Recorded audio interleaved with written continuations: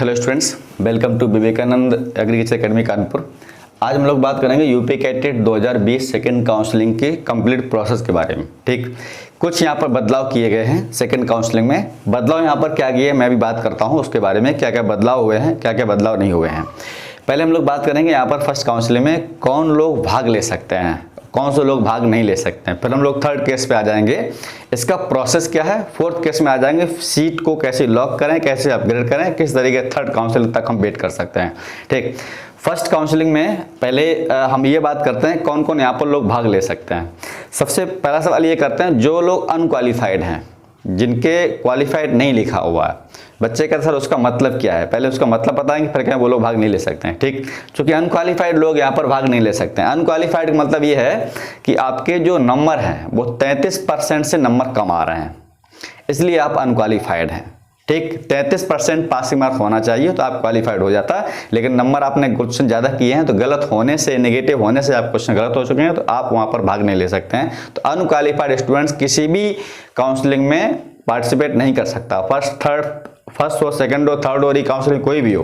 ठीक है, या तो आप दोबारा तैयारी करें अगर एग्रीकल्चर में जाना है तो, या फिर अन्यथा आप अधूरा कोर्स को चॉइस करें। ठीक, बात करते हैं यहाँ पर पहले कि वो स्टूडेंट्स जो फर्स्ट काउंसलिंग में भाग लिए थे, मतलब कौन कौन लोग भाग ले सकते हैं। यहाँ पर पहले उसकी बात करेंगे फिर बताएंगे हम लोग सेकंड में कौन लोग भाग नहीं ले सकते हैं। ठीक है, फर्स्ट काउंसलिंग में ऐसे स्टूडेंट्स जिनको कोई सीट नहीं मिली है, ठीक है, और उन्होंने फर्स्ट काउंसलिंग प्रोसेस पूरा किया है, तो अब उनको सेकेंड काउंसलिंग में भी रजिस्ट्रेशन करवा के सीट को ले सकते हैं, लेकिन रजिस्ट्रेशन करवाने पर। ठीक, अच्छा, पहले हम लोग पॉइंट बाई पॉइंट बात करते हैं। तो ऐसे स्टूडेंट जिनको फर्स्ट काउंसलिंग कराई है और सीट कोई नहीं मिली है तो वो भी लोग सेकेंड काउंसलिंग में भाग लेंगे।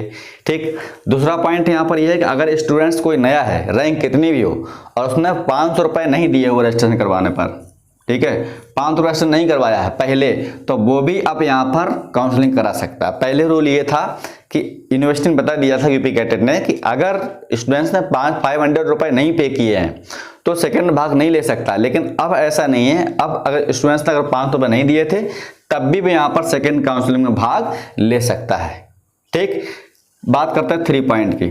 पहला पॉइंट हमारा क्या था, अगर किसी फर्स्ट काउंसलिंग में विद्यार्थी को कोई सीट नहीं मिली है, सेकेंड काउंसलिंग में रजिस्ट्रेशन करवा के सीट पा सकता है। दूसरा पॉइंट है अगर स्टूडेंट्स ने, कोई स्टूडेंट्स ऐसा हो जिसकी रैंक कितनी ज़्यादा हो, रैंक से मतलब नहीं है।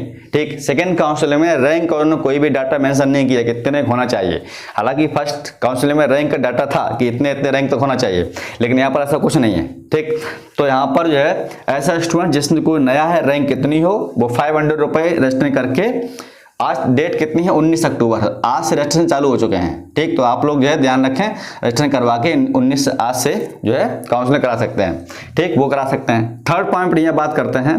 तीसरा पॉइंट ये है अगर कोई ऐसा स्टूडेंट्स है जिसने फर्स्ट काउंसलिंग में भाग लिया था और सीट अपग्रेड भी करवाई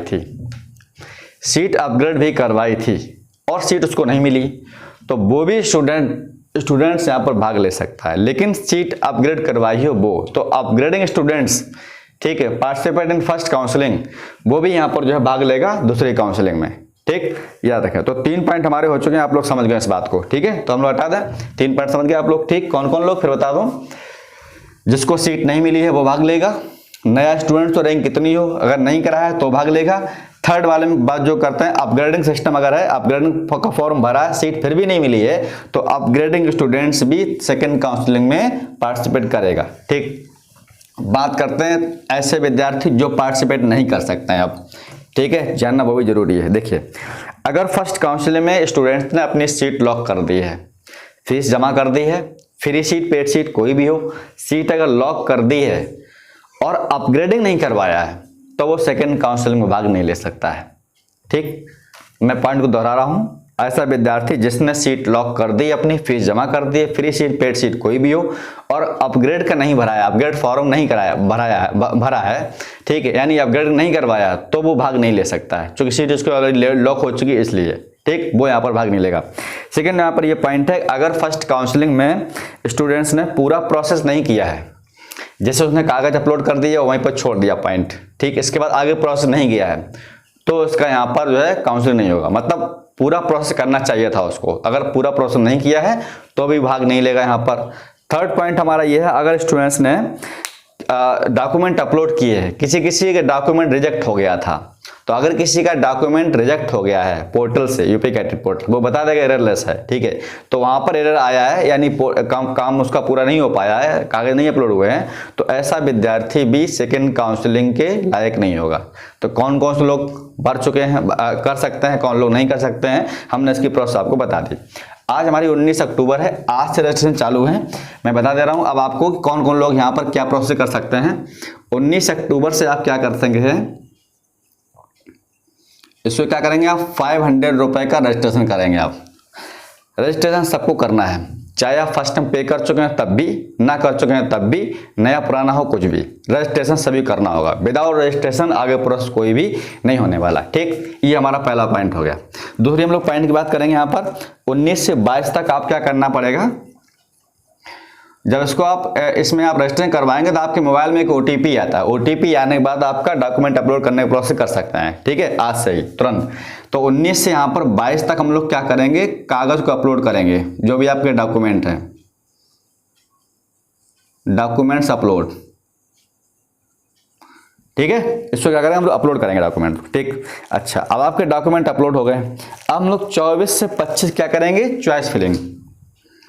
24 to 25 अक्टूबर, ठीक है, क्या करेंगे, चॉइस फिलिंग। नवंबर ना चले जाना, चॉइस फिलिंग करेंगे। इसमें आप ये देखते हैं चॉइस फिलिंग कैसे भरते हैं।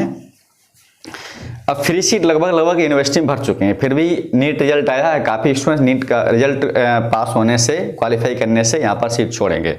तो ये प्रक्रिया थर्ड काउंसलिंग तक चलती रहेगी। तो आप लोग काउंसलिंग भाग जरूर लें, काउंसलिंग में जरूर कुछ मिलता जरूर है, और काउंसलिंग छोड़े नहीं आप लोग, ठीक है। काफ़ी लोग क्या हुए, फर्स्ट काउंसलिंग नेगेटिव हो गए थे कि हमारी रैंक 1200 है, वो भाग नहीं लिए। अब 1200 रैंक 1300 रैंक तक काफ़ी लोगों को फ्री सीट मिल गई, ठीक है। तो ऐसे स्टूडेंट्स हैं जिनको फ्री सीट नहीं मिली है, तो वो रैंक अगर उनकी 1500 का अंतर, हम समझते हैं कि 2000 रैंक तक है, तो उसको बीएससी एग्रीकल्चर मिल सकता है फ्री सीट में, ठीक। 3000 तक है, 4000 तक है, तो भी उसको फिशरीज है, डेयरी है, बीटेक है, 4000 रैंक तक आराम से मिल जाता है फ्री सीट, ठीक। तो आप लोग परेशान नहीं हो, यहाँ पर जो है काफ़ी स्टूडेंट्स इस सीट छोड़ करके जाएंगे, नीट वाले स्टूडेंट्स, तो यहाँ पर इसको थोड़ा सा मौका आप लोग लें, ठीक है। और काउंसिल भाग जरूर। तो चॉइस फिलिंग हम लोग बात कर रहे थे। चॉइस फिलिंग में क्या होता है, आपको सीएसए कानपुर, सेकंड पर आपका एनडी फैजाबाद, थर्ड पर आपका बांदा, फोर्थ पर आपका मेरठ। इस तरीके से हम लोग फ्री सीट, पेड सीट का कोर्स बाय कोर्स जो है चॉइस फिलिंग भरते हैं, ठीक। जो भी आप कोर्स पसंद हो, अब एग्रीकल्चर मान लो नहीं मिलता है तो हॉर्टिकल्चर है, फिशरीज, वो भी अच्छा होता है, कोई इतना खराब कोर्स नहीं होता है, ठीक है। तो हम लोग क्या करेंगे, यहाँ पर आपका चॉइस फिलिंग हो जाएगा। हमें जो है यहाँ पर 25 अक्टूबर को चॉइस लॉक करनी होगी। 25 अक्टूबर को क्या करना होगा, चॉइस लॉक करना होगा। जो भी आपने यहाँ पर चॉइस फिलिंग की है उसको लॉक करना होगा, हाँ मेरी सीट कंफर्म है, मुझे ये वाला कोर्स चाहिए, ठीक। अच्छा, ये हो जाएगा। अब इसके बाद क्या होगा, आपको 3 नवंबर में इसका रिजल्ट आ जाएगा। 3 नवंबर में कि आपका रिजल्ट ये आ जाएगा 3 नवंबर में कि आपको अलॉटमेंट लेटर जिसको बोलते हैं, कि आपको सीट कहाँ पर मिली। आपने सीट चॉइस की मान लीजिएगा, ठीक है, मान लीजिए सीएसए चुना कानपुर, फिर आपने एनडी फैजाबाद चुना, फिर आपने बांदा चुना, फिर आपने मेरठ चुना। आपने चुना पहले एग्रीकल्चर, नहीं मिला, ठीक। फिर आपने फ्री सीट में नहीं मिला, फिर उसका पेड सीट में देखेंगे तो वहाँ पर पूरा अलॉटमेंट होगा कि फर्स्ट आपको चॉइस में ये था, सेकंड चॉइस में आपको अलॉटमेंट ये मिला हुआ। तो अब हम क्या करेंगे, जब हमको पता चल जाएगा यहाँ पर कि 3 नवंबर के अलॉटमेंट लेटर में हमको कहाँ पर सीट मिली है, अब क्या प्रोसेस है, इसको हटा देते फिर हम बताते हैं अब आगे प्रोसेस आपको क्या करना है, ठीक है। देखिए, अब जब आपका रिजल्ट आएगा तो उसमें अलॉटमेंट लेटर में आपकी सारी कहानी लिखी होगी, हमारी सीट कहाँ पर मिली है और हमें अब क्या करना है। हालांकि फर्स्ट काउंसलिंग वाले बच्चे समझ रहे होंगे कि वो क्या प्रोसेस था उसका। हम लोग बात करेंगे 3 नवंबर रिजल्ट के बारे में, ठीक। रिजल्ट यहाँ पर जब मिलेगा तो आपको चारों यूनिवर्सिटी में, चारों में से किसी में कोर्स मिलेगा, ठीक। मान लो यहाँ पर सीएसए आपने कानपुर भरा था, हो सकता है यहाँ पर कोई नहीं मिला हो, ठीक। इसके बाद एनडी फैजाबाद है, यहाँ हो सकता है आपको कोई सिलेबस ना मिला हो सकता है यहाँ कोर्स मिल गया हो। इसके बाद आपका क्या है, बांदा है, फिर इसके बाद आपका यहाँ पर मेरठ है, ठीक है। तो हो सकता है आपको इनमें से मान लीजिए यहाँ पर मिल गया, बांदा मिल गया, या मान लो मेरठ मिल गया।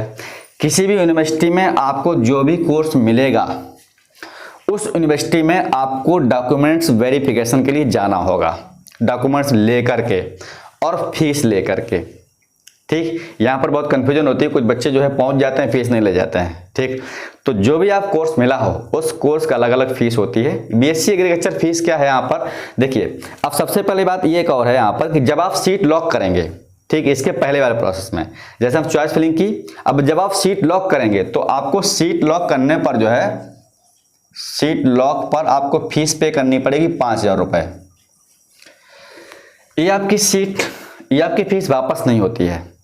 अगर आप सीट छोड़ते हैं, मान लो नीट में हो गया, छोड़ चले गए और यहाँ पर गवर्नमेंट फीस आपने यहाँ पर पेड नहीं की है, तो ये 5,000 फीस आपकी वापस नहीं होती है।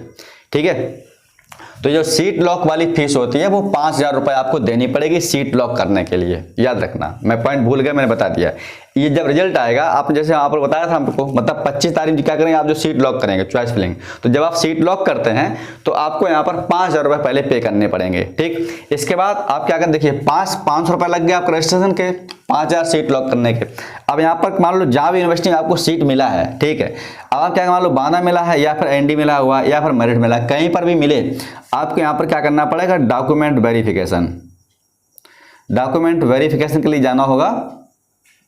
ठीक है, और यहाँ पर जब डॉक्यूमेंट वेरिफिकेशन हो जाएगा, अब आपको जो फीस, जो फ्री, जो यहाँ पर फीस सीट मिली है, मान लो फ्री सीट हो सकता है या फिर जो पेड सीट हो सकता है। ठीक है, पेड सीट हो सकता है, तो फ्री सीट, पेड सीट जो भी है, कोई भी कुछ भी है, इसकी जो भी फीस है आपको वो फीस वेरिफिकेशन के बाद जमा करनी पड़ेगी। ठीक है, आप डॉक्यूमेंट जो वेरिफिकेशन होगी, आप अच्छे डॉक्यूमेंट्स हैं, कोई ओरिजिनल है, ओरिजिनल सभी है, कोई यहाँ पर लोकल नहीं है। ठीक है, अब आप फीस जमा कर दीजिएगा। तो उस यूनिवर्सिटी में जहाँ मिला होगा, मान लो मेरठ मिला मेरठ में, बांदा मिला बांदा में, एनडी मिला एनडी, कानपुर मिला तो यहाँ पर सीएस है, तो जहाँ भी आपको सीट मिलेगी आप वहाँ पर जो है जितनी फीस है वो फीस आपको डिपॉजिट करनी होगी। ठीक, अब यहाँ पर बात आ गई फीस डिपॉजिट वाली, इसमें तो कुछ बहुत कन्फ्यूजन होती है। मान लीजिएगा स्टूडेंट को फ्री सीट मिली है, ठीक, उसने फ्री सीट ले ली और उसने यहाँ पर मान लीजिएगा 26,000 रुपये जमा कर दिएगा। ठीक, तो 5,000 ये वाले और 26,000 ये जमा हो गए, 31,000 जमा पैसे हो गए। ठीक, अब स्टूडेंट्स क्या करता है, अपग्रेड का फॉर्म भरेगा। अगर मान लो उसको संतुष्ट नहीं है कि हमें अपग्रेड कराना, मान लो उसने पेड सीट भर दी, अपग्रेड भराया, तो उसी यूनिवर्सिटी में आपको बोलना पड़ेगा हमें अपग्रेड, वहाँ पर फॉर्म मिलता है, उसमें आपको रैंक डालनी पड़ेगी और आपको डालना पड़ेगा कोर्स है कि हमें क्या करना है, तो अपग्रेड फॉर्म जो है लेकर के उसी यूनिवर्सिटी में जमा करना होगा। ठीक, अब उसके बाद आपको पता चलेगा अपग्रेडिंग का भी कि हमें सीट कहाँ पर मिली है। ठीक है, तो अगर अपग्रेडिंग आपको भरना है तो भर दीजिएगा। ठीक, अच्छा ये बात होगी। तो अगर आपको फीस यहाँ पर इतनी पे कर दी आपने और बाद में आप सीट छोड़ते हैं, अब सवाल ये करते हैं बच्चे, अब हम सीट छोड़ेंगे तो ये फीस आपकी ये वाली जो है वापस हो जाती है, लेकिन कम से कम 2 मंथ का टाइम लगता है। काफ़ी लोग छोड़ करके ऐसे ही भाग जाते हैं। ठीक, क्योंकि यूपी गवर्नमेंट है, पैसा लेती है, देती बहुत मुश्किल में है ना, तो यहाँ पर ये तो आपको वापस नहीं होगा, लेकिन ये पैसा ध्यान रखना, कम से कम 2 मंथ का टाइम लगता है, पैसा तुरंत पैसा वापस नहीं करते हैं। लेकिन अगर आपने कोई सीट छोड़ चले गए, मान लो नीट में हो गया आपका, ठीक है, आप नीट में चले गए, कहीं वेटनरी में हो गया, वेटनरी में चले गए, लेकिन इस फीस में आपको कम से कम 2 मंथ का टाइम लगता है। ठीक, अच्छा अगर आपने पेड सीट लिया हुआ है, मान लो पेड सीट क्या होती है कि इसमें जो आपकी फ्री सीट की फीस है, तो पेड सीट में बीएससी एग्रीकल्चर में आपको 50,000 रुपए जो है एक्स्ट्रा देने पड़ते हैं। ठीक है, इधर से लिखे नहीं 5,000 हो जाएंगे ना, आपको यहाँ पर 50,000 रुपए जो है एक्स्ट्रा देने पड़ेंगे। ये पेड सीट का होता है, मतलब पेड सीट में फ्री सीट के अलावा, फ्री जो फीस है उसके अलावा आपको 50,000 रुपये पे करने होंगे। यहाँ पर ये पैसे अगर आपने एडमिशन ले लिया मान लीजिएगा, ठीक, और उसने आपने पेड सीट ले ली, तो बच्चे कहते हैं सर इसमें स्कॉलरशिप में हमको ये फीस वापस होगी। ये फीस वापस नहीं होती है, स्कॉलरशिप में जो पेड फीस है वो वापस नहीं होगी। बाद बाकी जो आपकी फ्री फीस आपकी जो है, ठीक है, फ्री सीट पर जो आपने फीस पे की है उस पर जो भी आपका स्कॉलरशिप आता है वो 32 हो चाहे 55 50 हो, वो आपका वापस होता है, ये वापस नहीं होता है। अब स्टूडेंट ये सवाल करेगा कि सर हमने पेड सीट ले ली, हम इसको छोड़ करके नीट में जा रहे हैं, ठीक है, नीट में जा रहे हैं या फिर वेटनरी में जा रहे हैं, बीबीएससी में जा रहे हैं, तो हमको क्या ये सीट फीस वापस होगी? अगर आप सीट छोड़ देते हैं पूरी तरीके से, हम कहीं दूसरी जगह जाना चाहते हैं, छोड़ दिए यूपी कैटेट, ठीक, तो आपको इसमें से आधी फीस मिलेगी, यानी 25,000 केवल फीस यहाँ पर वापस की जाएगी और 50,000 आपकी फीस वापस, 25,000 वो लोग रख लेंगे, 25,000 आपकी फीस केवल वापस होगी। फ्री सीट छोड़ करके जाते हैं तो फीस, लेकिन आपको टाइम लगेगा, कम से कम 2 मंथ का टाइम लगता है दौड़ने भागने में, तब फीस मिलती है। ऐसा नहीं कि हमने जमा आज कर दी आज ही फीस दे देंगे वो लोग, ऐसा नहीं होता है।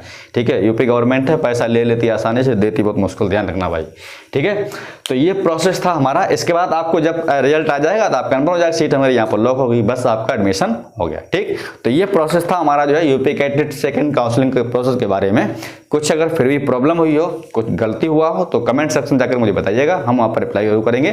ठीक है, तो हम लोग मिलते हैं अब नेक्स्ट वीडियो में किसी नए वीडियो के साथ में। ठीक है, ऐसे स्टूडेंट्स और हैं जो भी स्टूडेंट्स अनक्वालिफाइड हैं और 2020 में उनका बोर्ड हुआ है और वो ड्रॉप लेकर तैयारी करना चाहते हैं, तो नए बैच हमारे स्टार्ट हो चुके हैं 20 अक्टूबर से।